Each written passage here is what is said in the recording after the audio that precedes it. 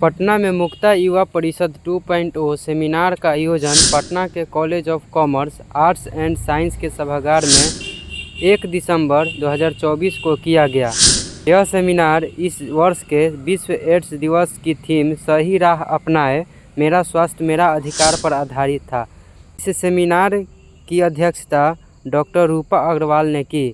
Seminar में आए हुए अतिथियों ने मुख्य रूप से शिक्षा और स्वास्थ्य पर अपनी बातों को रखे। कहा कि ब्रेन सेल्स डैमेज हो जाता है और वो उसके सोचने समझने की शक्ति जो है वो खत्म हो जाती है। सो इन एनी केस जो भी आप ले रहे हैं या ड्रग्स या इवन मीडिया या हम मोबाइल एडिक्शन या इंस्टा देख रहे हैं, ये सब भी एक तरह का एडिक्शन ही है और ये भी सेम चीज करता है। जो डोपामाइन की बात हो रही है या गुड जो हार्मोन्स है उसको सिक्रीट करता है, बट बाद में वो इतना एडिक्टिव हो जाता है कि आप सब कुछ छोड़कर बस उसी में लगता है। कि आप लोगों में से किसके पास सवाल है कि मुझे जीवन में क्या करना चाहिए?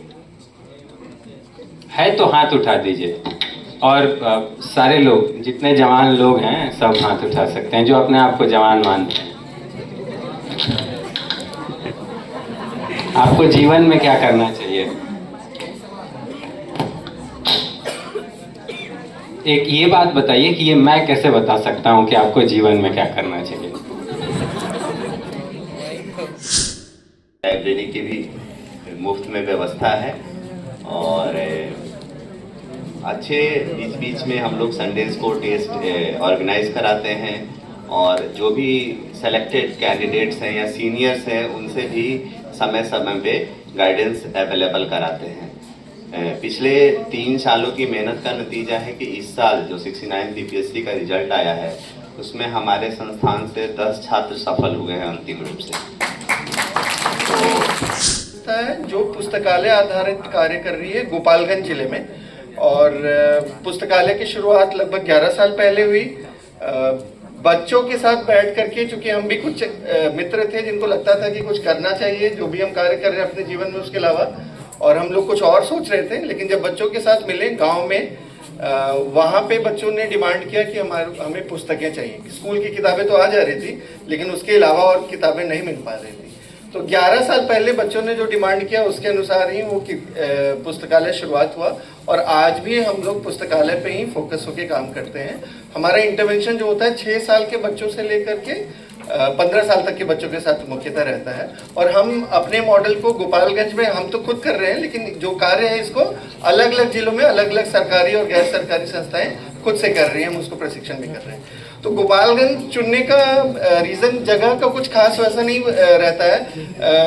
एक चीज़ पक्का था कि हम कहाँ पे करेंगे, तो जो जगह सुदूर है जहाँ पे किताबें शायद नहीं पहुँच पा रही हैं, जहाँ पे ज़्यादा ज़रूरत है और जहाँ पे समुदाय ऐसे हैं जिनको ज़्यादा ज़रूरत है, जो उन किताबों से ज़्यादा लाभान्वित। शिक्षा क्या है? शिक्षा ये नहीं बताती है कि आपको क्या पढ़ना है। शिक्षा आपको ये बताती है कि आपको कैसे पढ़ना है और उस कॉन्टेक्स्ट में जो हायर एजुकेशन है वो बहुत इम्पोर्टेंस रखता है। आपने देखा होगा कि किसी पैनलिस्ट ने कहा या सवाल पूछा गया था कि हाँ, रूपा ही मैम ने कहा था कि कब हम लोग बड़े हो जाते हैं, है ना, 18 ईयर्स के बाद क्या हो जाता है। हायर एजुकेशन ऑलमोस्ट उस ईयर के बाद 19-20 साल 21 साल ग्रेजुएशन करते हैं, मास्टर्स में आते हैं, हमारी समझ उस टाइम विकसित होने लगती है। उस टाइम क्या होता है कि शिक्षा जो हमें मिल रही है, पहले तो हम लोग यस सर यस मैम वाले पूरा, एक तो हमारा जो कल्चर है कि गुरु तो देवो भवा, अच्छी बात है, बट गुरु भी कई बार गड़बड़ करते हैं। मैं खुद प्रोफेसर हूँ, ये बात बोलती हूँ। अगर आपको नहीं पता होगा कि हम लोग क्या पढ़ा रहे हैं और सही पढ़ा रहे हैं कि नहीं, तो आपका तो हो गया, कुछ नहीं होगा।